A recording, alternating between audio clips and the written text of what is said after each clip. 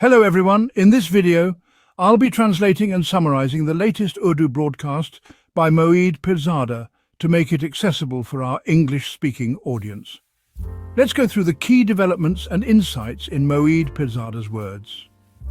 Considering the events and developments of the last 24 hours, I believe the most important development facing me, and many of you, is that almost all the major American newspapers and television channels are consistently claiming that Israel may attack Iran with or without the help of the United States. Such an attack could happen within the next 24 to 48 hours, and if it happens, America will also be a part of it. There is considerable concern among Pakistanis about this because they observe that Pakistan's army chief, General Asim Munir, the field marshal, is arriving in Washington tonight, June 12th. Apparently, he is arriving from the Middle East. People suspect that his meetings here may be related to this potential attack on Iran. He is being praised repeatedly by former President Donald Trump as a strong man and strong leader. Then there's General Michael Kurilla from CENTCOM, who, on Tuesday during a briefing to the House Armed Services Committee, also praised General Asim Munir and Pakistan. This raises the possibility that these developments may be linked to a possible attack on Iran. This is a very serious situation. I will try to present to you a well-thought-out, well-researched, and substantive analysis.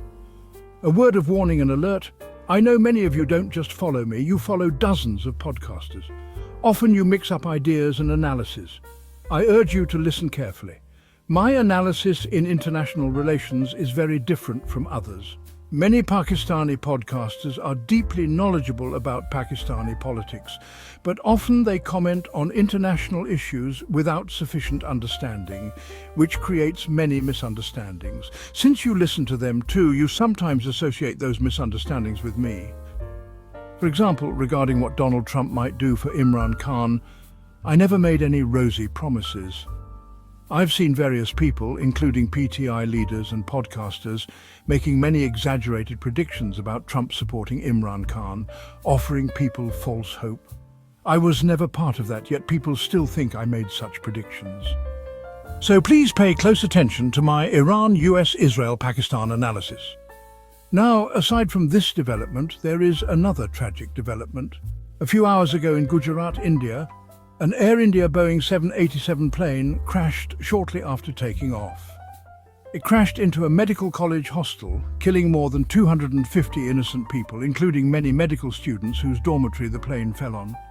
Apart from the tragedy, there is controversy about who is responsible. Is it Boeing, which is already under investigation, or is it due to Air India's incompetence and mismanagement? I will present a brief analysis of this too. But before we get into all these related developments, I request you, if you haven't yet joined this YouTube channel, please subscribe, click the bell icon and turn on all notifications. Also, I've created a WhatsApp channel to stay in direct contact with you. Its searchability has been disabled in Pakistan and globally. You can join it only through a link, which I provide in pinned tweets, video descriptions and through regular tweets. Now, let's turn to the extremely dangerous brinkmanship currently taking place between the United States, Israel and Iran. Many people suspect that Pakistan is being given an unusually prominent role. Perhaps Pakistan is also involved.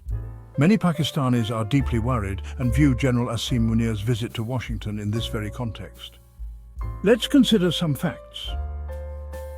General Asim Munir is reportedly arriving in Washington tonight, June 12th, likely from the Middle East. But there is no official confirmation in any Pakistani newspaper. If he is indeed arriving, why is he coming? Was he invited? Is this an official or informal visit? You won't find any commentary on this in Pakistani newspapers, which is quite unfortunate. On the other hand, while Indian newspapers also don't provide detailed confirmation, the Express Tribune and other Pakistani newspapers do report that a Pakistani delegation visited the United Arab Emirates on June 12th for a one-day trip. This delegation included Prime Minister Shahbaz Sharif, Deputy Prime Minister and Foreign Minister Ishaq Dar, Interior Minister Mohsin Naqvi, and General Asim Munir. Normally, such visits are described as covering bilateral, regional trade and investment issues, and, well, military involvement in investment is not uncommon nowadays. But the composition of this delegation, with the Prime Minister, Deputy Prime Minister, Foreign Minister, Interior Minister and Army Chief, makes people suspect that this was not a normal visit. Especially given the news of a potential attack on Iran, people believe this meeting might have had more serious implications. Indian newspapers, more than a dozen actually, clearly state that General Asim Munir is arriving in the United States on June 12th to attend the 250th anniversary parade of the US military. According to them, he has been invited to participate in this event. Prominent political commentator and barrister Shehzad Akbar, a former advisor to Prime Minister Imran Khan, who was attacked with acid in the United Kingdom by certain Pakistani elements, also commented on this. He claimed, citing other sources, that General Asim Munir has not received any formal or official government invitation from the Trump administration or even from the Pentagon. According to him, a retired US general threw a private party for the 250th anniversary, and Asim Munir's lobbyists arranged for his invitation to this private event. The lobbyists planned to use the occasion to facilitate meetings between Munir and members of Trump's cabinet like Marco Rubio or the Secretary of Defense, or with State Department officials. He will also likely meet General Michael Kurilla. Indian newspapers did not report it this way. Several of them suggest that this is an American trick. While Munir was invited as a guest for the military celebration, they believe he's here for important meetings. They suspect that the United States has once again embraced Pakistan's military as a strategic partner, with far-reaching implications for India's foreign and strategic policy in the region. Indian newspapers also note that CENTCOM head General Michael Kurilla, during his Tuesday briefing to the Armed Services Committee, praised Pakistan's military and its cooperation. He said Pakistan has been a phenomenal partner in anti-terrorism efforts. Even though the US shared limited intelligence, Pakistan has had major success against ISIS Khorasan, even capturing individuals like Sharifullah. He said General Asim Munir personally called him and said, "I have got him, and I'm ready to exploit him." This is significant. Not the Prime Minister, not the Foreign Minister, but the Army Chief personally made the decision and took action. In that same congressional briefing, discussions were also held about Iran. Congressman Michael Rogers of Alabama asked if the US military is ready to prevent Iran from developing a nuclear bomb. General Kurilla responded that the US has options, and he has already presented multiple options to Secretary of Defense Pete Hegseth and President Donald Trump. So what does this mean? Is the US fully ready to attack Iran? Don't rush to judgment. I will now present to you various contradictions in this entire brinkmanship situation. It is crucial to remember that currently negotiations are ongoing between the US and Iran for a new nuclear deal. Reportedly, 5 rounds have already taken place. The 6th round is scheduled for Sunday in Muscat, Oman, where Trump's Middle East envoy Steve Witt will meet Iran's foreign minister, Mr. Havas Rakhchi. So if negotiations are happening on one hand, then what's the point of Israel attacking Iran? Understanding that contradiction is very important. On Wednesday, Donald Trump was in New York, where he attended a performance of Les Miserables. He gave an interview to the New York Post, a far-right publication that supports Republicans.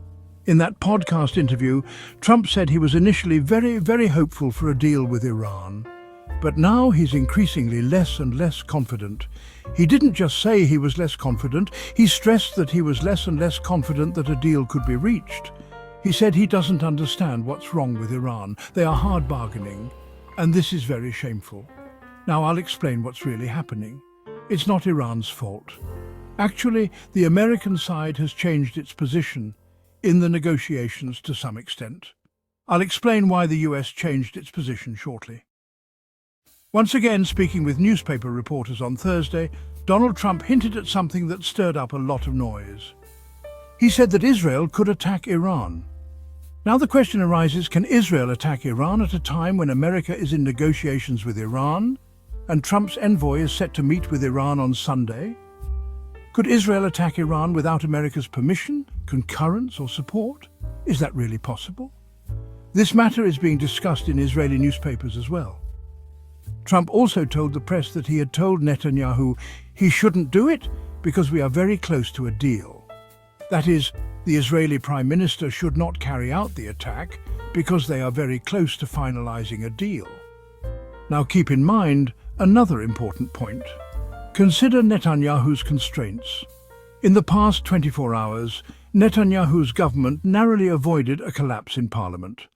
There was a bill on military draft and conscription, and it seemed that the government wouldn't be able to pass it because religious parties in Israel were demanding immunity from conscription for their religious school students and party members. Interestingly, all religious groups in Israel support war but don't want their members to be part of it, citing religious considerations. If the government had failed to pass the bill, Netanyahu's government could have fallen and elections would have had to be held. If elections were held, Netanyahu would likely lose, definitely lose. Keep in mind that Israeli governments are usually coalitions and don't last long. After October 7, 2023, Netanyahu's government has survived for quite a while, but the threat of elections still hangs over him. If a confrontation with Iran happens and Iran is devastated, Netanyahu might avoid elections or even win them. This element must also be considered.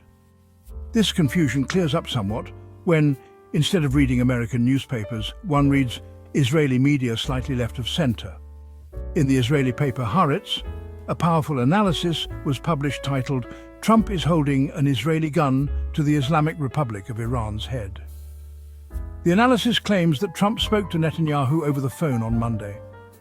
After the call, a senior Israeli official briefed Haaretz and other media, revealing that Trump told Netanyahu, "Don't attack Iran for now. There is no green signal." Essentially, the Israeli official said, there is no green light for an attack on Iran for now. Israeli analysts interpret this to mean right now there's no permission.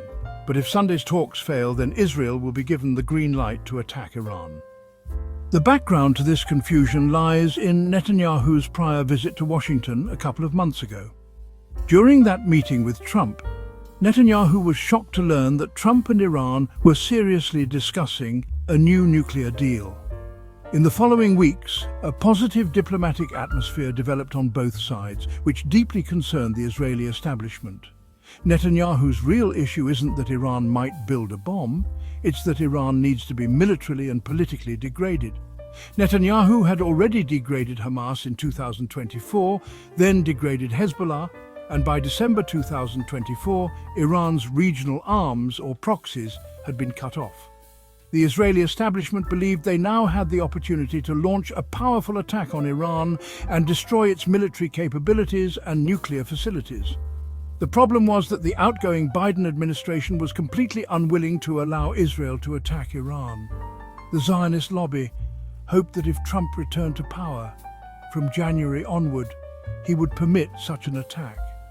But when Netanyahu met with Trump, he realized Trump himself wasn't interested in war. He was aiming for a nuclear deal with Iran. Since then, Netanyahu and the Israeli establishment have been trying to create circumstances that would justify an attack on Iran.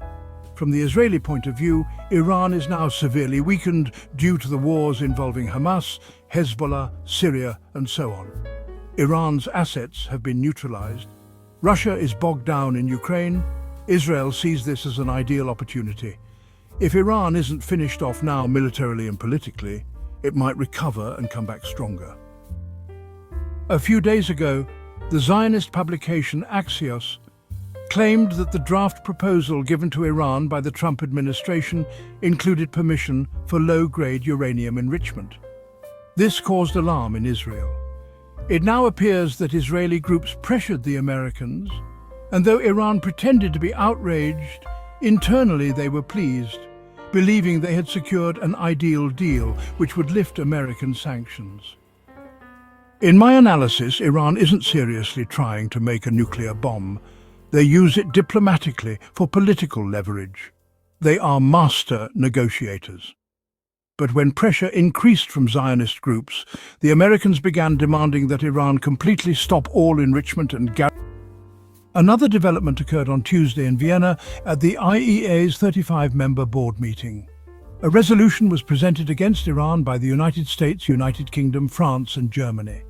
It passed successfully despite opposition from Russia, China and another country. 11 countries were absent or abstained. It was passed with 18 or 19 votes. For the first time in 20 years, it was declared that Iran had violated its IAEA commitments regarding enrichment. Though the IAEA hasn't said it will take the matter to the UN Security Council yet, Iran called it a political move, meant to pressure it. So now you understand, Iran is being cornered from all sides ahead of the Sunday meeting between Steve Koft and Abbas Araghchi to push Iran into accepting a deal favourable to the Americans and Zionists. What will happen next? According to Israeli analysts, the Iranians, being diplomatic masters, will assess how real the Israeli threat is. They know that Trump doesn't want a war. When Trump and Putin spoke recently, which I mentioned before, Putin said he wanted to be part of the Iran negotiations. Trump said he made it clear to Putin that Iran would not have a bomb, and Putin agreed Iran should not have a nuclear bomb. I'm telling you now, Iran does not want a bomb. So by Sunday, Iran will assess how serious the threat is. If they feel a real threat of Israeli attack, and Israel will try to create such a situation, Iran might back off. My guess is that Iran will de-escalate, find a diplomatic route through the talks between Steve Koft and Abbas Araghchi to avert war.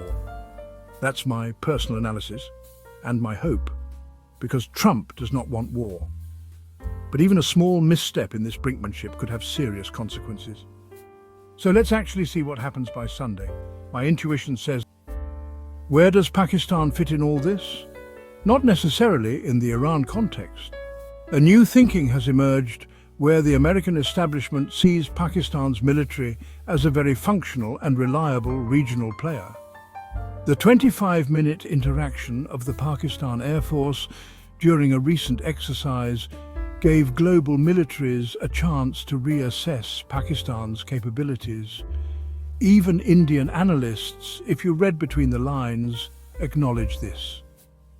We'll continue talking more about that. Now, coming to the tragic Air India crash in Ahmedabad, Gujarat, a Boeing 787 crashed just minutes after takeoff. There were about 168 to 170 people on board. The plane crashed on top of a hostel housing 50 to 60 medical students who also died. This is a massive tragedy for India's aviation industry. Videos surfaced of many Indian and British tourists filming farewell messages before takeoff. Goodbye India, we're flying out. These heartbreaking videos are now on Twitter. One Indian couple had 3 children. The husband was an IT expert who had been struggling for 6 years for UK immigration rights. He had returned to pick up his wife, a doctor, and their kids. Their final moments were captured in those videos. Pakistan's Prime Minister, Foreign Minister, and many leaders sent condolences. Yet, I observe a strange psychology in India, where some are accusing Pakistanis of celebrating the crash or not controlling their reactions. That's absolutely untrue. In fact, I've seen more extreme hate-filled sentiments in India than in Pakistan. Pakistan has many flaws, but not this degree of hatred toward India, not like what RSS has cultivated in India toward Pakistan. Coming back, this crash has sparked controversy. Boeing was already under investigation by the US Congress and Senate in 2024. A Boeing engineer testified that the 787 has structural gaps in its systems which could fail after too many flights. That testimony is on Twitter. After crashes in 2018 and 2019, Boeing entered a plea deal with the US government, paying compensation while avoiding criminal liability. So there's suspicion of a manufacturing fault in the 787 that may have caused this crash. Still, keep in mind the 787 is a prestigious aircraft. Launched in 2011, it's been around 14 to 15 years. This is its first major crash. However, passengers like Akash Vasta, whose tweet I retweeted, had flown on the same plane just 2 hours earlier and shared a video showing extreme mismanagement, broken systems, screens not working, general disrepair. This raises suspicion that perhaps Air India failed in maintenance. Such crash investigations often take months or years. Most of the time it turns out to be pilot error, maintenance issues or bird strikes. Rarely is it a manufacturing defect, partly because manufacturers can influence investigations. So, for now, nothing definitive can be said. It's a very tragic incident. But my suspicion leans more toward an Air India maintenance failure. That wraps up our translation of Moeed Pirzada's video. I hope this English version helped you understand his message better. Please like, share and subscribe to Awami Lens to help our community grow. Don't forget to leave a comment below and let me know what you thought of this effort.